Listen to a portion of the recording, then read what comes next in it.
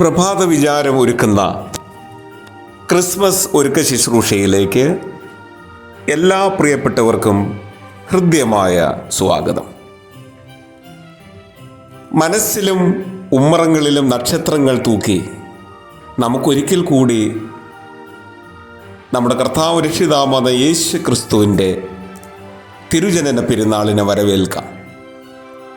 ജീവൻ്റെ ഉത്സവത്തിന് തന്നെ ഞാൻ വന്നിരിക്കുന്നത് അവർക്ക് ജീവനുണ്ടാകുവാനും അത് സമൃദ്ധമായി ഉണ്ടാകുവാനുമായിട്ടത്രേ എന്ന് പറഞ്ഞവൻ്റെ ജന്മദിനം ജീവൻ്റെ ഉത്സവ ദിനമല്ലെങ്കിൽ മറ്റെന്താണ് പ്രിയപ്പെട്ടവരെ?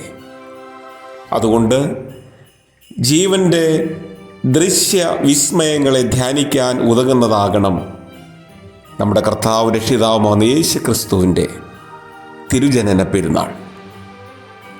അതിക്രൂരമാം വിധത്തിൽ മനുഷ്യജീവൻ വേട്ടയാടിക്കൊണ്ടിരിക്കുന്ന ഒരു കാലത്തിലും സമൂഹത്തിലുമാണ് നാം ജീവിക്കുന്നത്.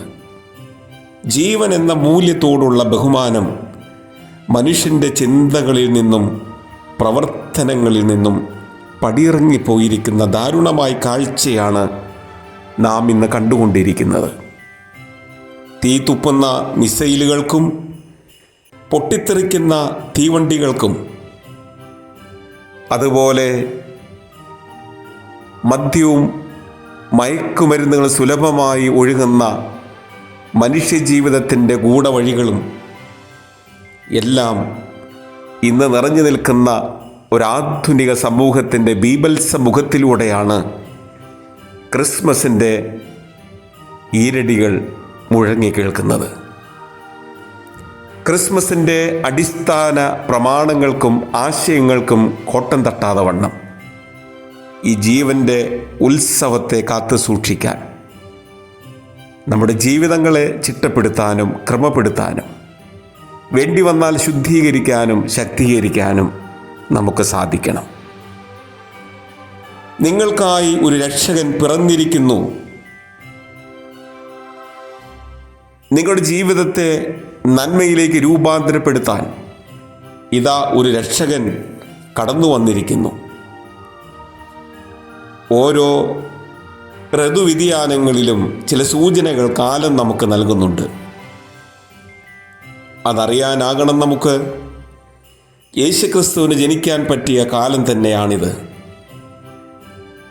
ദൈവത്തിന് ഭൂമിക്ക് നൽകാൻ സാധിക്കുന്ന ഏറ്റവും സന്തോഷകരമായ സമ്മാനം തൻ്റെ ഏകജാതനായ പുത്രൻ, സ്നേഹത്തിൻ്റെ മാതൃകയും വിനയത്തിൻ്റെ വലിയ ആൾരൂപവുമായിരിക്കുന്ന കർത്താവ് രക്ഷിതാവായ യേശു ക്രിസ്തുവിനെ ഏറ്റെടുക്കുവാൻ, ജീവിതത്തിൻ്റെ സാഹചര്യങ്ങളെ കൂടുതൽ പ്രഭാപൂരിതമാക്കുവാൻ എനിക്കും നിങ്ങൾക്കും ഈ ക്രിസ്മസ് കാലത്ത് കഴിയണം.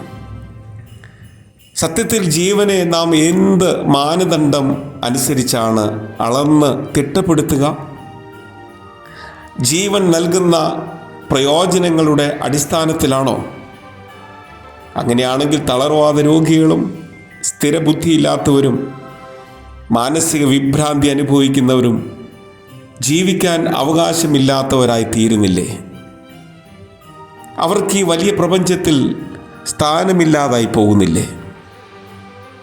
അഗതികളും യാചകരും അശരണരും നിരാശ്രയരും അനാഥരും വിധവകളും എല്ലാം നമ്മുടെ സമൂഹത്തിൻ്റെ മുഖ്യധാരയിൽ നിന്ന് മാറ്റപ്പെടുന്നുണ്ടെങ്കിൽ ഈ ക്രിസ്മസ് ഒരിക്കലും അർത്ഥപൂർണമായി തീരുന്നില്ല എന്ന് നാം തിരിച്ചറിയണം. എല്ലാവരെയും ഉൾക്കൊള്ളാൻ കഴിയുന്നൊരു ഹൃദയമായിരുന്നു രക്ഷകനായ യേശുവിനുണ്ടായിരുന്നതെങ്കിൽ ആ ഹൃദയത്തിൻ്റെ അവകാശികളായി ക്രിസ്ത്യാനികൾ എന്ന് വിളിക്കപ്പെടുന്ന നമുക്കും ആ ക്രിസ്തുവിൻ്റെ ചൂടടയാളം ധരിക്കാനും ആ ക്രിസ്തുഭാവം ഉൾക്കൊള്ളാനും കഴിയേണ്ടതല്ലേ? നമ്മുടെ കുടുംബങ്ങളിൽ, സൗഹൃദങ്ങളിൽ, ചുറ്റുപാടുകളിൽ, അയൽബന്ധങ്ങളിൽ, തൊഴിലിടങ്ങളിൽ, തെരുവുകളിൽ, നാൽക്കവലകളിൽ സമൂഹത്തിൽ തുച്ഛീകരിക്കപ്പെട്ടവരെയും തള്ളപ്പെട്ടവരെയും പാർശ്വവൽക്കരിക്കപ്പെട്ടവരെയും നമ്മുടെ ഹൃദയത്തോട് ചേർത്ത് പിടിക്കാൻ ഈ ക്രിസ്മസ് കാലം നമ്മെ കൂടുതൽ പ്രചോദിപ്പിക്കേണ്ടതായിട്ടുണ്ട്. ക്രിസ്മസ് ഒരു പിറവി ആഘോഷമാണ്, ദൈവത്തിൻ്റെ പിറവി തിരുനാൾ. അത് നാം എങ്ങനെയാണ് ആഘോഷിക്കുന്നത്? കഴിഞ്ഞ രാത്രിയിൽ നിന്നും യാതൊരു തരത്തിലും വ്യത്യസ്തമല്ലാത്ത ഈ പാതിരാവിൽ കൂടുതൽ ഭക്ഷിക്കാനും കൂടുതൽ കൊണ്ടാടാനും കൂടുതൽ തീവ്രതയോടെ നോമ്പ് മുറിക്കാനും മാത്രമായി ഒരു ക്രിസ്മസ് ആഘോഷിക്കപ്പെടുന്നുണ്ടെങ്കിൽ അത് അനേകം തിരുത്തലുകൾ ആവശ്യപ്പെടുന്നുണ്ട്. നാം ഒരുക്കി വച്ചിരിക്കുന്ന പുൽക്കൂടുകളിൽ നിന്ന്, ഉണ്ണി ഈശോയുടെ ചിത്രങ്ങളിൽ നിന്ന് നമ്മെ അലട്ടുന്ന ഒരു വലിയ വിലാപം ഉയരുന്നുണ്ടെന്ന് മറന്നു പോകരുത്. ആ കരച്ചിൽ മാലാഖമാരുടെ സ്തുതിഗീതങ്ങളെക്കാളും പ്രപഞ്ചം മുഴുവൻ വ്യാപിക്കുന്നതാണെന്ന് നാം ആരും മറന്നു പോകരുത്.